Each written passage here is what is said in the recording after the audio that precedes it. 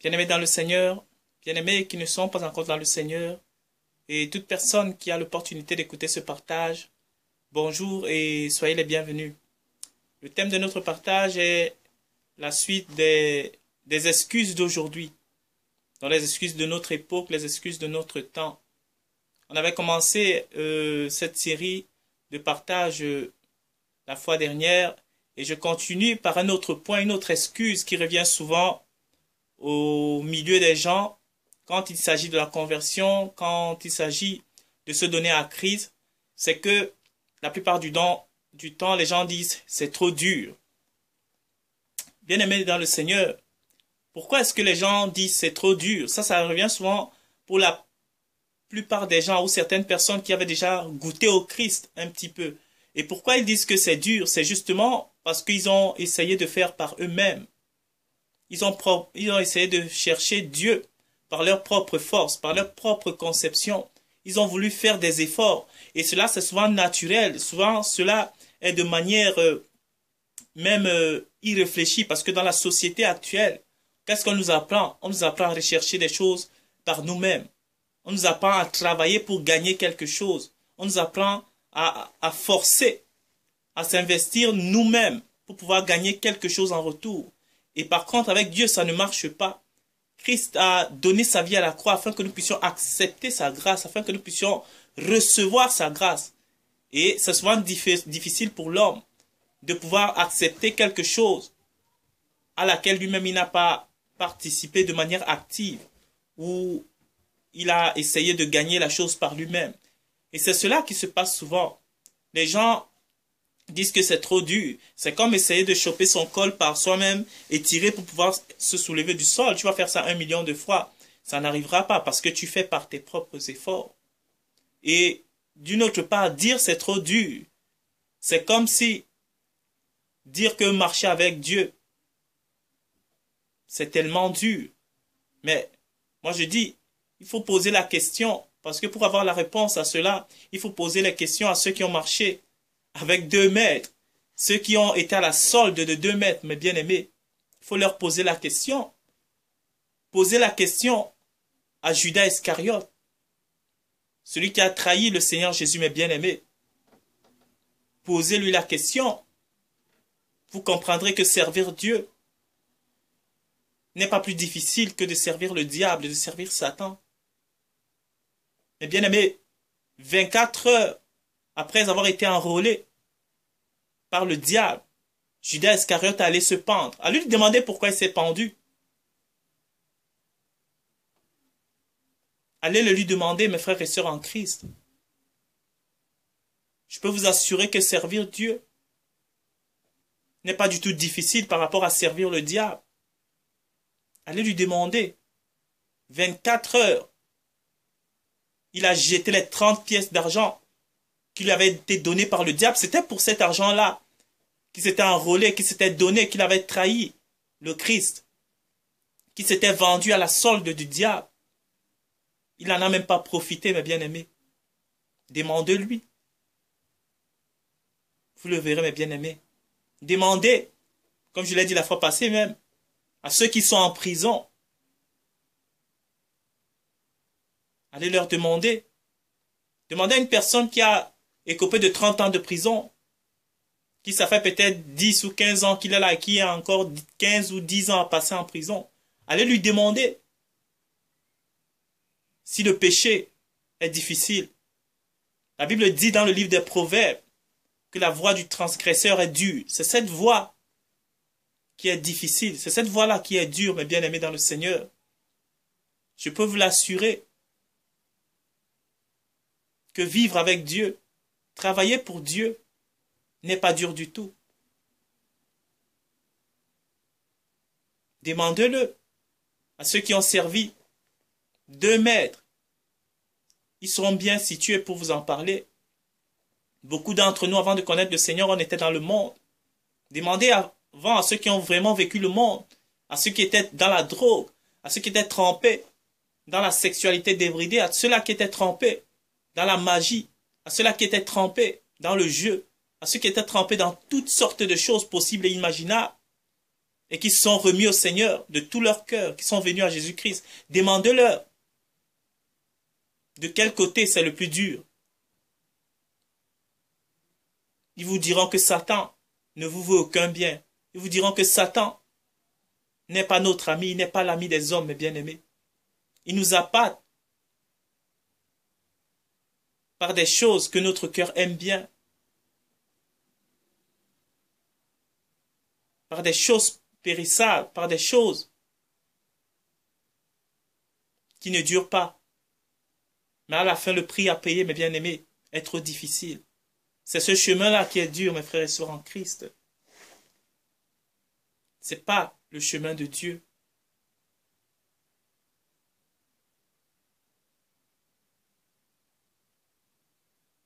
Et Dieu, si nous essayons de le suivre par son esprit, si nous laissons l'opportunité de guider, de diriger notre vie, lui-même prendra soin de nous. Les choses qui paraissaient impossibles deviendront possibles. Parce que ce ne sera pas par notre propre volonté, ce ne sera pas par nous-mêmes, mais ce sera que par la grâce de Dieu, mes bien-aimés dans le Seigneur. C'est un point que le diable aime souvent nous présenter, la dureté des choses de Dieu. J'ai encore noté un deuxième point, c'est que les gens aiment dire qu'il y a beaucoup d'hypocrites dans la maison de Dieu. C'est vrai, mes bien-aimés. Il y a aussi des hypocrites dans la maison de Dieu. Mais ces mêmes personnes, quand tu vas leur parler, tu leur dis, tu dis qu'il y a des hypocrites dans la maison de Dieu, c'est pourquoi tu ne vas plus à l'église. Il y a des hypocrites à l'église, c'est pourquoi tu ne t'intéresses plus aux choses de Dieu ou tu ne t'intéresses pas aux choses de Dieu, c'est pourquoi tu ne veux pas croire. Et ces mêmes personnes, quand tu les poses la question, au cinéma aussi, il y a des hypocrites. Mais je ne t'ai jamais entendu dire que je ne vais plus au cinéma parce qu'il y a des hypocrites au cinéma. Dans le milieu du football aussi, il y a des hypocrites. Mais je ne vous ai jamais vu dire que vous ne regarderez plus les matchs de football parce qu'il y a des hypocrites dans le milieu du football. Dans le cyclisme, il y a des hypocrites. Je n'ai jamais entendu personne dire qu'il ne regardera plus le Tour de France parce qu'il y a des hypocrites. Au travail aussi, dans votre boulot quotidien de tous les jours, il y a des hypocrites. Je n'ai jamais vu quelqu'un laisser tomber son boulot parce qu'il y avait des hypocrites. Et quand tu mets ces gens face à cette manière de voir des choses, ils se disent, mais bon, c'est vrai, je ne pars pas au cinéma pour les hypocrites qui sont là, je pars pour le spectacle. Je ne vois pas un match de foot pour les hypocrites qui sont là, je pars pour le spectacle. Ça c'est bien dit, ça c'est bien vrai. Mais va aussi à l'église ou cherche les choses de Dieu, pas pour ceux qui sont autour, mais pour la véracité de la parole de Dieu, pour Dieu lui-même. La Bible dit que maudit ça celui qui se confie à un homme. Ne recherche pas les hommes. Si tu recherches Dieu de tout ton cœur, mon frère, ma soeur, mon ami, mon bien-aimé, Dieu te laissera le trouver. Je peux vous trouver pour 100 hypocrites dans le monde. Peut-être 2, 3, 4 ou 5 dans l'église aussi. Si on va chercher de manière proportionnelle. Donc cette raison non plus, mes bien-aimés dans le Seigneur, ne tiendra pas. Ce n'est pas une raison qui sera valable au jour du jugement dernier devant notre Seigneur Tout-Puissant. Il va falloir une autre raison plus solide que celle-là, mes bien-aimés.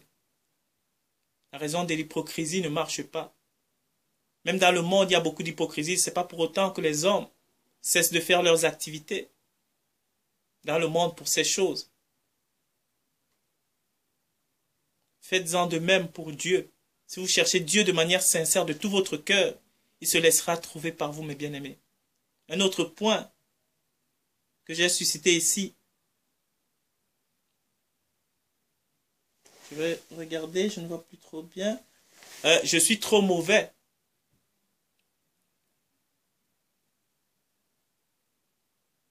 Pour croire, je suis trop mauvais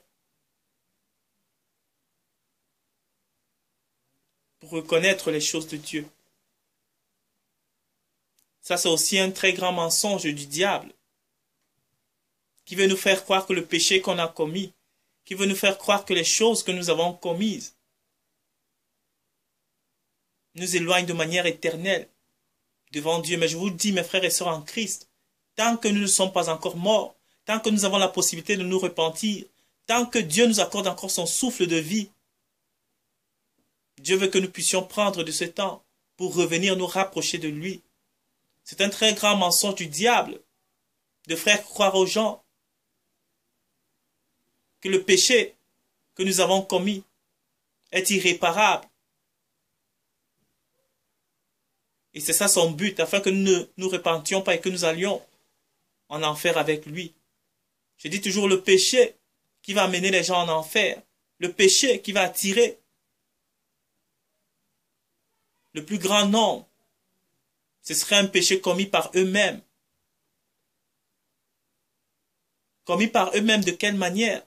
De refuser de se donner à eux-mêmes à Christ. C'est le seul moyen de s'exclure soi-même du salut de Dieu. C'est de refuser le salut qui est offert. C'est le seul moyen. Peu importe ce que tu as fait, Dieu est amour, Dieu t'aime encore aujourd'hui. Je peux te le confirmer.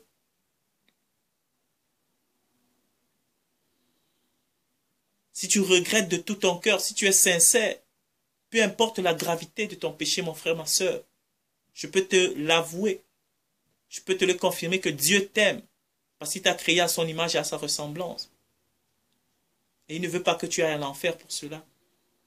Confie-lui cette chose, demande-lui pardon, et demande-lui de venir t'assister.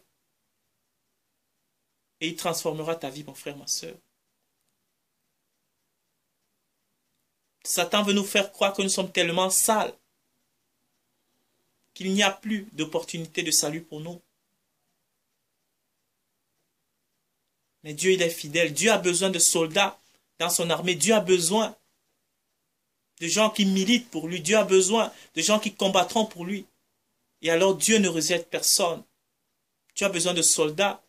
Et en parlant de soldats, l'habit que le diable veut nous faire voir comme un habit de péché éternel, Dieu peut le rendre un habit de transformation de salut éternel.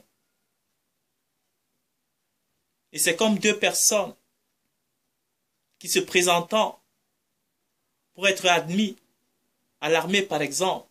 Tout le monde vient vêtu de manière différente.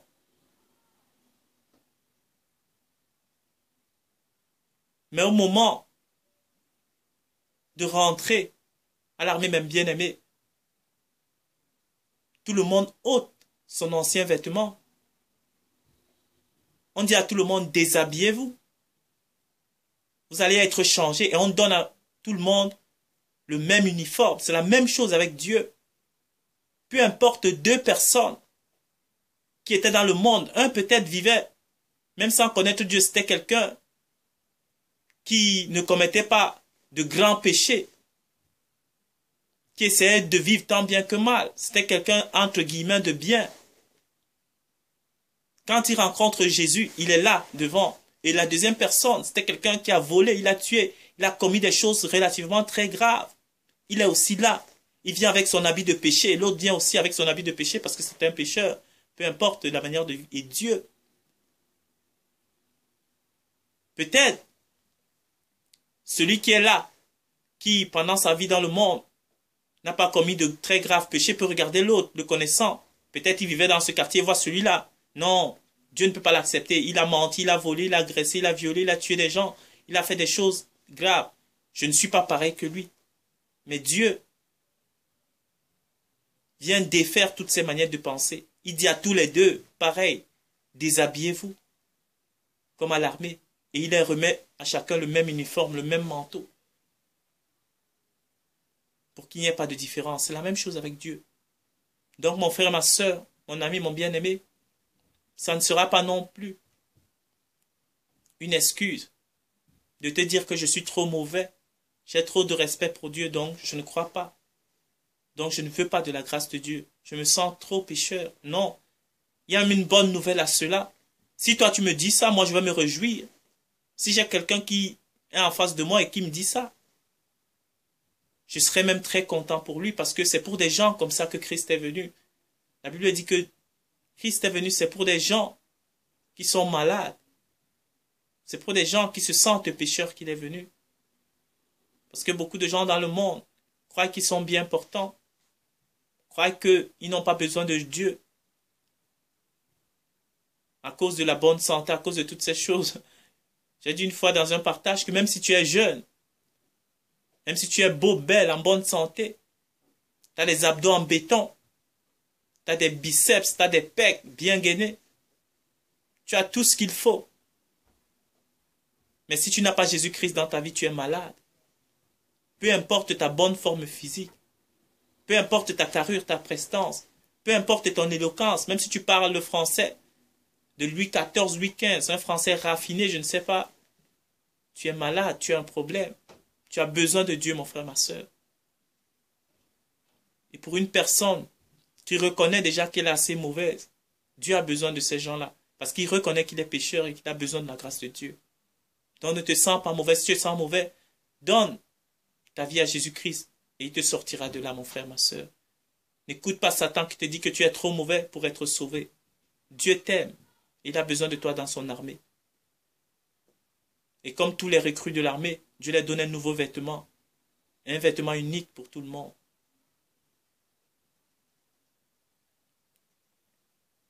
Voilà donc.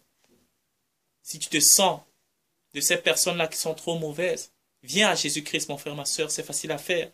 Tu peux juste confier ta vie de péché entre les mains du Seigneur. Demander pardon pour tes fautes, tes iniquités.